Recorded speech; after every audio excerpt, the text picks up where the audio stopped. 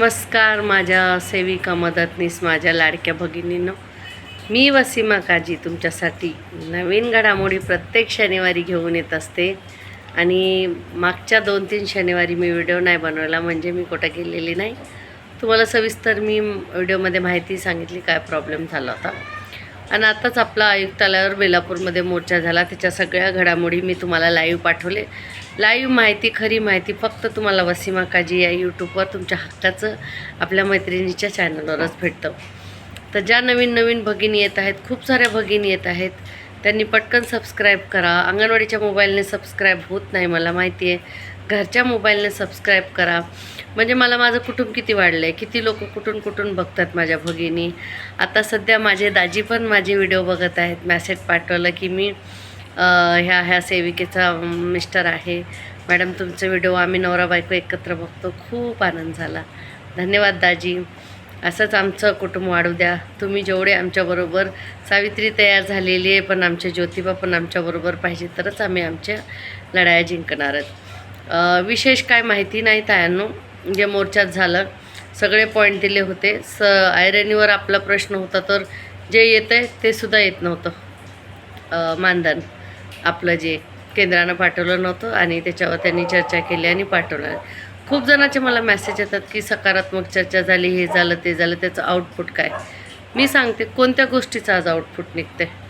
मोठे पक्ष, राजकीय पक्ष मतदान झालेत, त्यांच्या कुठं ठिकाणा लागं नाही, कोण कुठं जाणार, काय करणार काय नाही. तर आपण एक सरकारच्या मानाने एक छोटंसा त्यांचं काय बोलतात, काम करणारे, रात्रंदिवस त्यांचा काम करणारे एक छोटेसे एम्प्लॉय आहेत, त्यांचे नोकर आहे. शासकीय दर्जा पण नाही बोलू शकत.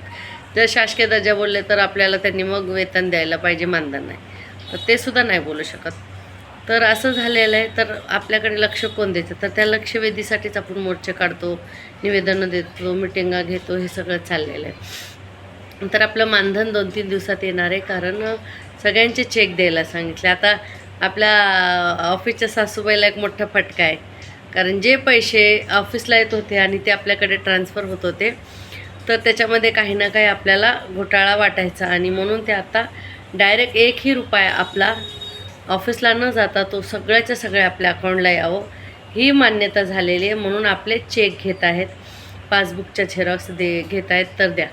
आणि 10 वेळेस सांगूनसुद्धा ऑफिसमधून खूप जणींच्या नावाची गोष्टी काय गडबड आहे. तर आम्ही ही मोहीम हातात घेतली की आम्ही स्वतः फॉर्म भरणार, नावं आमची लिहून व्यवस्थित देणार, तेच नावं त्यांनी बँकेत टाकावी आणि त्याच्यावरच आमचं अकाउंट नंबर टाकून आमचं मानधन, वेतन, CBचे पैसे, फॅक्सिबल फंड जे काय आहे ते वरून येतं, सगळं आमच्या अकाउंटला डायरेक्ट आलं पाहिजे. याच्यामध्ये ह्यांचा हस्तक्षेप नको. कारण जर आम्ही मोबाईलवर डायरेक्ट काम करतो तर आमचा मोबदला पण आम्हाला डायरेक्ट ऑफिसमधून न देता सरकारकडून डायरेक्ट ऑनलाईन आलं पाहिजे, ही मान्यता झालेली आहे. त्याच्यामुळं थोडंसं मानधनाला उशीर लागलेला आहे आणि आपले सगळे पेपर वर्क होत आहे, गोळा करत आहेत. झालं की आपलं मानधन होणार. मला खूप दुःख आहे भगिनींनो, मला माहिती आहे आपले जे मानधन अर्धं राहिलं आहे ते केंद्राचं, ते सुद्धा खूप भगिनीसाठी खूप महत्त्वाचं आहे. त्याच्यावर काही भगिनींचं आपल्या जगणं आहे आणि कुणाकडे असेच ते पैसे ठेवा. पण कितीही कुणाला पैसा असू द्या, हा आपल्या रात्रंदिवस मेहनत केलेल्या मेहनतीचा आणि हक्काचा आणि जीव तोडलेला, घाम गाळलेले पैसे आहेत. म्हणून आपण कुणाला 1 रुपया सोडायचा नाही आहे, ते घेऊनच राहायचं आहे, ते सोडायचं नाही. दुसरं म्हणजे आयुक्तालयात जे कैलास पगारें सराबरोबर आपली मिटिंग झाली, खूप व्यवस्थित झाली, खूप चांगली झाली. आणि हे बघा, 1 तारखेपासनं मी असं ठरवलं आहे की मी कोणाला वाईट बोलणार नाही आणि मला कोण बोलतं आहे त्याचा विचार मी करत नाही, कारण मी कुणाचं वाईट करत नाही आणि मला माझं चांगलं करण्यातच एवढा वेळ नाही, तर दुसऱ्याचं वाईट करायला कुठं जाऊ. पण तायानो, माझी एक ताई बोलली, ताई तुम्हाला किती म्हणी छान मराठीत. अगं ताई, मराठीतलं शिक्षण, धाराशिवची मी मुलगी, मग मराठी नाही का बोलणार? कारण ज्याचं जळतं त्यालाच कळतं. म्हणून आज आपल्याला जळालेलं आहे आणि आपल्याला कळत आहे त्याचे चटके. म्हणून आपण पगार असो, मानधन असो, वेतन असो, शासकीय दर्जा, सगळ्या गोष्टीसाठी आपण आरडाओरडा करतो. आता तुम्हीच विचार करा आणि माझ्या प्रश्नाचं उत्तर द्या. जे शाणे 1-2 आहेत ना, मला कमेंटले तर ते मला माहिती आहे कोण आहे. माझ्या भगिनी असं मला वाईट लिहिणार नाहीत आणि लिहिलं तरी मला चालेल. माझ्या भगिनी, त्यांचा राग माझ्यावर, त्यांचा अधिकार आहे. जर माझ्या भगिनी माझ्यावर रागवल्या आणि अंगणवाडी क्रमांकाने हे गाव आहे असं टाकलं तर मला खूप आनंद होईल, कारण माझी बहीण आहे, बोलू द्या. माझ्या घरात काय माझ्या बहिणी नाहीत का? सख्या बहिणी केस धरून एकमेकीला मारतात, परत एका ताटात जेवतात. तर आम्ही तर पक्क्या बहिणी आहेत, सख्या नाही. भांडलं तर काय झालं, काय वाईट कमेंट लिहिलं तर काय, राग काढा काढा, माझ्यावर काढा, मला काही फरक पडत नाही, कारण तुम्ही माझ्या आहेत तर मलाच बोलणार ना. पण ते कोणी एक दोन असतात त्यांना ह्याविषयी काहीच माहिती नसती. बालविकास प्रकल्प काय आहे, अंगणी काढवा ह्यात काय आहे ते काही नाही माहीत असताना तसल्या माकड तोंडाने मला कमेंट केलं ना, मला त्याचं काय वाटत नाही. कारण माकडाचं कामच असतं की चिमणीचं घरटंसुद्धा मोडायचं, स्वतः तर घर बांधायचं नाही, पण कोणी बांधलं तर मोडायचं. तसले एक दोन माकडंसुद्धा येऊ द्या रानावनात, मला काय फरक पडत नाही. आणि त्यांनी कमेंट करू द्या, काहीही करू द्या. जेव्हा मी उत्तर द्यायला लागले तर खूप मग जबरदस्त उत्तर देते. अशी काय मग वेडी नाही आहे की कोण काय बोलतं आणि कोण कमेंट लिहितं आणि काय लिहितं मला कळत नाही. हे बघा, आता बोलतात फक्त सकारात्मक चर्चा, त्यांच्याच प्रश्नाचं उत्तर देते. माझ्या तायांवर मला भरोसा आहे, त्यांचं प्रेम आणि त्यांच्यामुळे मी खूप चांगली झालेली आहे. आता माझं काही दुखत नाही, मस्त ठणठणीत आहे तुमच्या प्रेमाने.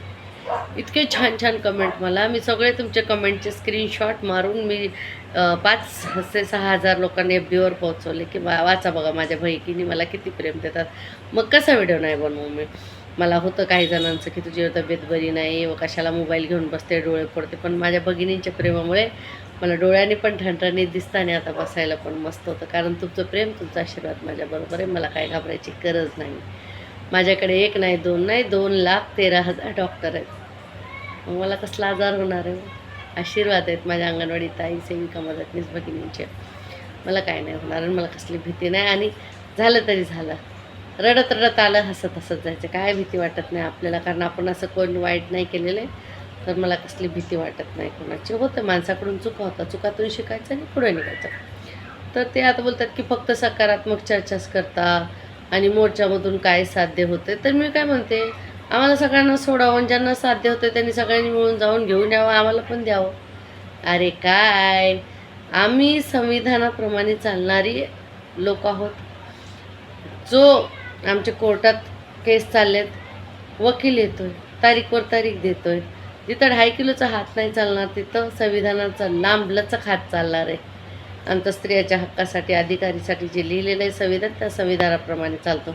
म्हणून संविधानात वाईट वक्ते शब्द बोलायचं नाही, म्हणून आपण सभ्य शब्द वापरतो. पण जेव्हा आंदोलन करतं म्हणून असते, सरकारच्याच लोकांना सरकारची वाजवायची परमिशन घेतलेली असते, तेव्हा त्यांचा चांगला मी बँड वाजवते.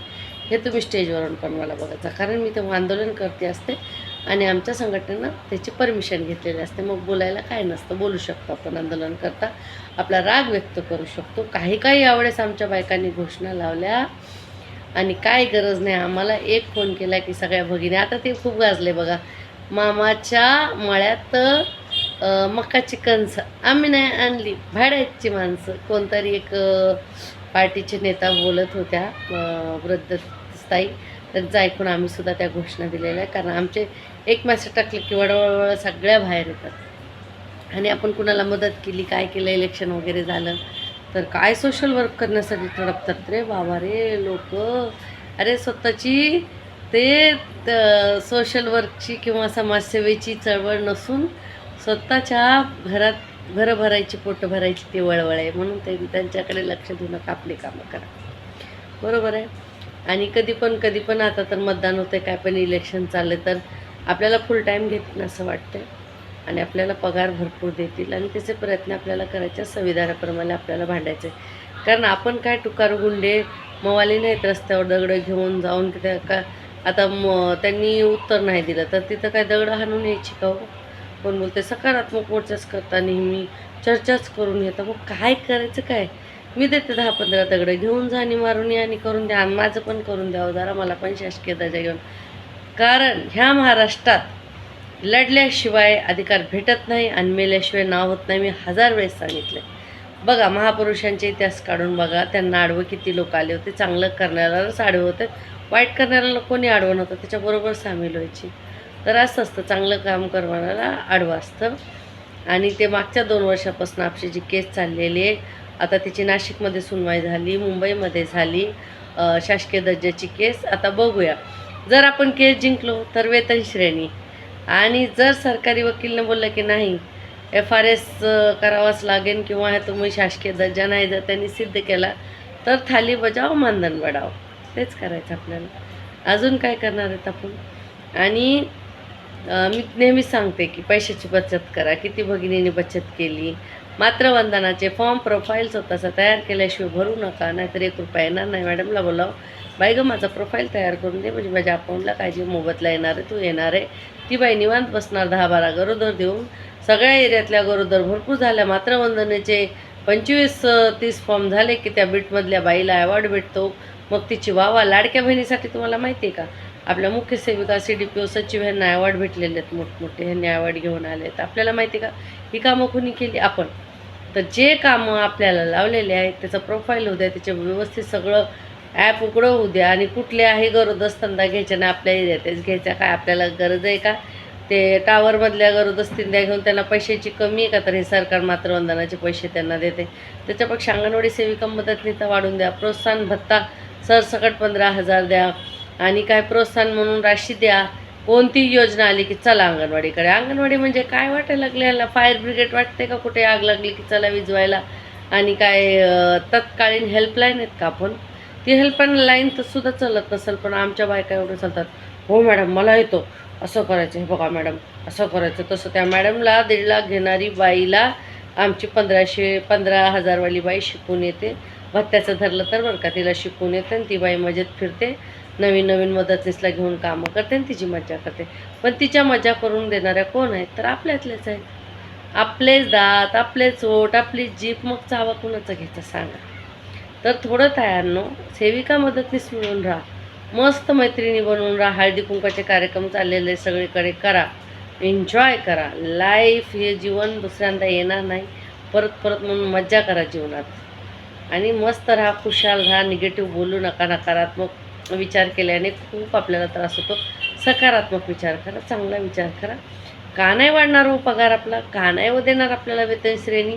का आपण अशी कामं नाहीत का केलेली? ज्यांना डगमग वाटते मी काम केले नाही, मी कधीच अंगणवाडीत गेले नाही, रिस्पॉन्स दिला नाही, त्यांनाच वाटणार शासकीय दर्जा नाही भेटणार किंवा वेतन नाही होणार. मला तर नक्की हमखास मला आत्मविश्वास आहे स्वतःवर, स्वतःच्या पायावर, माझ्या सगळ्या अंगणवाडी भगिनीवर. कारण आपण एवढी कामं करतोय की त्यांनी जर आपल्याला 50,000 दिलं तरी सगळं होलसेल रिटेलर डेटा आमच्याकडेच असतो. तर हे झालं जा अंगणवाडी सेविकाकडे, ते झालं जा, हे झालं ते झालं, तिकडं इकडं सगळं. आणि ह्यांच्या खासदार नगरसेवक आमदार फिरतात मज्जा करत, आणि आम्ही सगळे ह्यांची कामं करायची. आणि अजून आमचं उनं धुणं उपसत बसतात हे लोक. ही सेविकेनं असं केलं, मदतनीसं तसं केलं. अरे काय, मोठ्या मोठ्या शाळा दिल्या सोडून, सगळं दिलं सोडून, आलं गेलं की सेविका मदतनीसच्याच मागं लागतात.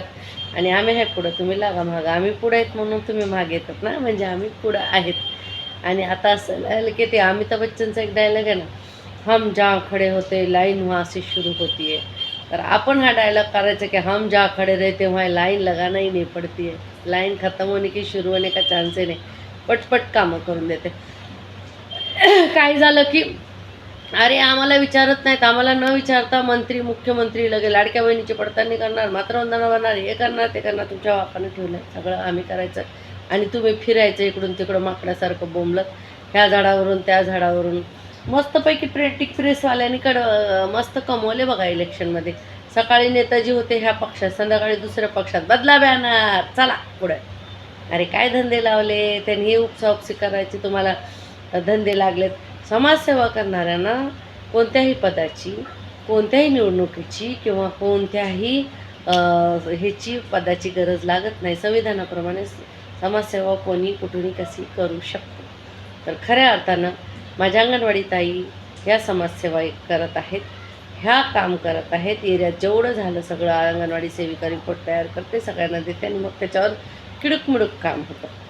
खासदारांनी पण तेच काम करायचं, आमदारांनी पण तेच करायचं, नगरसेवकांनी तेच करायचं. आणि आलेला निधी कुठंतरी गायब, आणि मग बोंबलत बसायचं.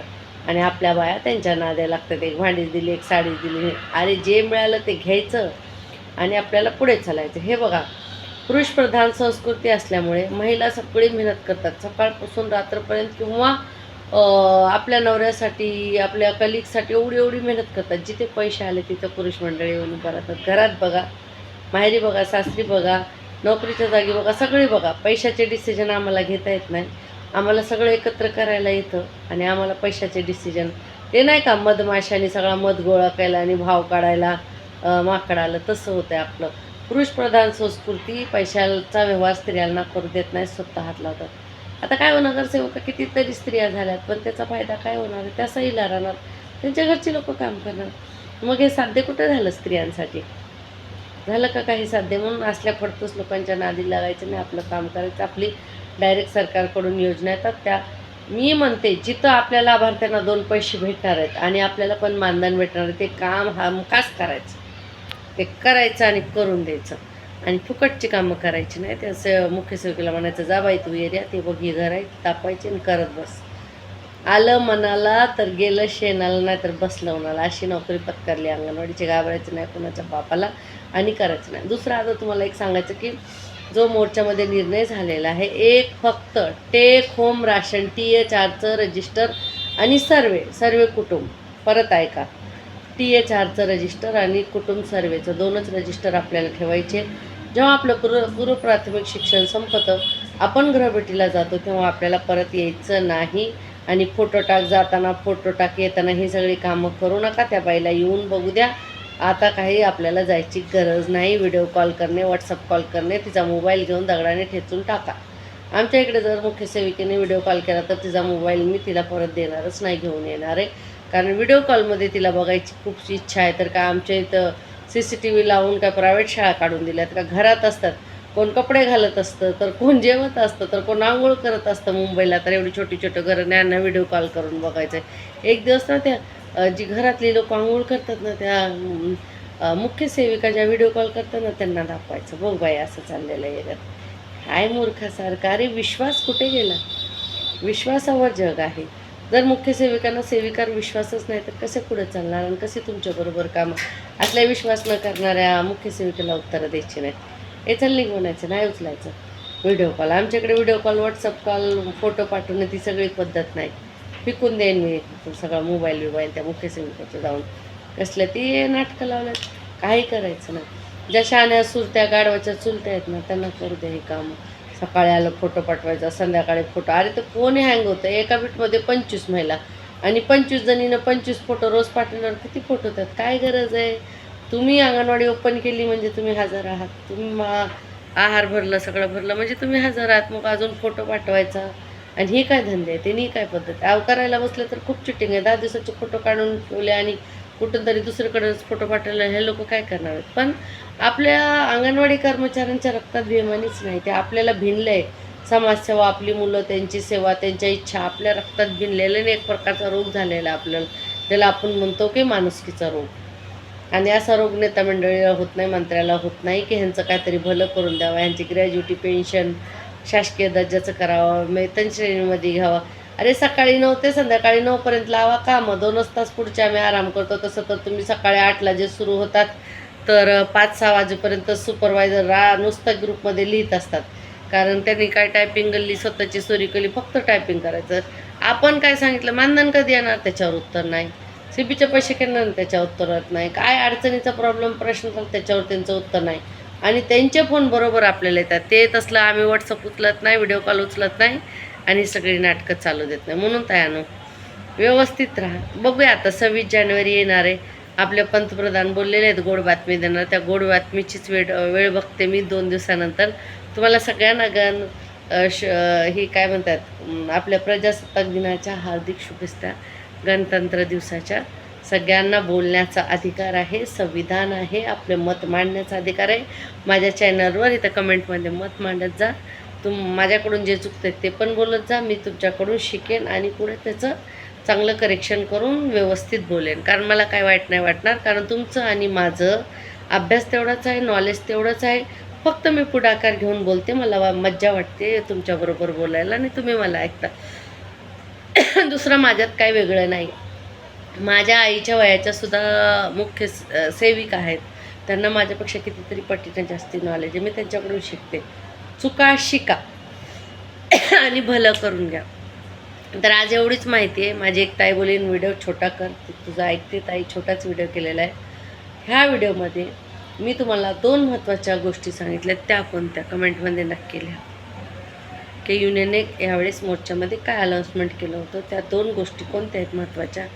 ज्यांनी कमेंटमध्ये सगळ्यात आधी लिहिलं, शोधलं उत्तर, त्यांचं मी नाव स्क्रीनशॉटसहित ग्रुपमध्ये टाकणार. आणि सबला ग्रुपची लिंक नेहमी का मागता तुम्ही ग्रुपला ॲड करा. सगळ्यांना लिंक पाठवलेली आहे, त्या लिंकवर क्लिक करा, तुम्ही ऑटोमॅटिक ग्रुपला जॉईंट होता. कारण निवेदनं, पत्रकं, फोटो वगैरे सगळं यूट्यूबच्या व्हिडिओवर पाठवणं शक्य नव्हतं, म्हणून ग्रुप बनवलेला आहे. ते ग्रुपमध्ये मी पत्रक टाकणार आहे आणि 2च रजिस्टर ठेवायची आणि घराबेटीला गेल्यावर परत यायचं नाही. हे सगळ्या माहिती आपल्या भगिनींना द्या. नसल्या उपलब्ध तुम्हाला तर व्हिडिओ माझा पाठवा, शेअर करा, लाईक करा, कमेंट करा, सबस्क्राईब करा आणि जास्तीत जास्त कुटुंब वाढवा. आणि कोणत्या कोणत्या जिल्ह्यात आहेत, किती किती ग्रुपला तुम्ही व्हिडिओ शेअर करा, हेच माझ्यासाठी ताई तुमचं खरं प्रेम असणार आहे. सगळ्यात जास्तीत जास्त भगिनींना व्हिडिओ पाठवा. तुम्ही किती ग्रुपमध्ये व्हिडिओ पाठवला, कुठून बघताय ते मला नक्की कळवा, मला खूप आनंद होईल. सगळ्याचं खूप खूप धन्यवाद. गोड प्रेम. माझं ह्या आठवड्यात माझं लातूरच्या शबाना ताईबरोबर बोलणं झालेलं आहे. खूप छान आहे, त्यांनी पण खूप सोशल वर्क केलेलं आहे. जास्ती आमच्या माहेरच्या लोकांना ती ओळखते, त्यांना मिळवते. तर असं गोड बोलणं झालं तर मी प्रत्येक आठवड्यात 2 भगिनींशी चांगलं संवाद साधणार आहे. त्याच्यामध्ये तुमचा नंबर कुठे आहे ते तुम्ही बघा आणि तुम्ही मला सांगा. तुमचा नंबर द्या, मी तुमच्याशी नक्की बोलेन फोनवर. धन्यवाद माझ्या तायानो. आनंदी राहा. पैसा सर्व काही नाही आणि पैशाशिवाय पण काय होत नाही. तर पैसा वापरायचा, सांभाळायचा, जपून आणि पण स्वतःला आधी सांभाळायचं. स्वतःसारखा हिरा दुसरं भेटणं नाही. जरा आशात जाऊन बघा, रुबाबात बघा. अहो कशी दिसते, मी नवऱ्याला जसं बोलतं तसं मला पण बोला, वसीमाताई मी कशी दिसते. खूप आवडतं तुम्हाला अंगणवाडी सेविका मदतनीस. माझ्या भगिनीवर खूप प्रेम आहे माझं, तुमचंही माझ्यावर आहे, म्हणून मी आज ठणठणीत आहे. धन्यवाद सगळ्यांना. Good night. व्हिडिओ थोडा उशीर झाला काढायला, त्याच्याबद्दल माफी असावी, पण काढला. शनिवारी म्हणलं की काढणार, म्हणलं की काढणार, हे माझं वचन आहे. आणि वेडी म्हणतात मुलं तुमच्यासाठी, लोक तर म्हणू द्या, मी वेडी आहे तुमच्या प्रेमाची. माझ्या अंगणवाडी सेविका मदतनीसच्या प्रेमाची मी वेडी आहे, माझ्या कामाची वेडी आहे आणि अधिकार मिळवून देण्यासाठी मी पुढे राहणार आहे. त्याच्यासाठी मला काय झालं, मला काय फरक पडत नाही. मी कोणाच्या बापाला घाबरत नाही अजिबात. ऑनलाईन सांगते, लाईव्ह सांगते, कारण मी असली चूक करत नाही ज्याची मला घाबरावं लागतं. आणि चूक केली तर मी सॉरी बोलते, ते चूक नॉर्मल असली. पण मोठ्या मोठ्या चुका करून अजून मानायचं नाही म्हणल्यावर खूप चुकीचं आहे. म्हणून ज्याला त्याला त्याची जागा जर दाखवून द्यायची असेल तर मोर्चात येत जा, खूप मजा येते. चला, धन्यवाद भगिनींनो. सगळ्यांना माझं प्रेम. दाजींना पण सगळ्या माझी खूप खूप प्रेम. सगळ्यांनी माझा व्हिडिओ बघा आणि मला कमेंट करा कोणता दाजी माझ्या भगिनीबरोबर व्हिडिओ बघते. धन्यवाद.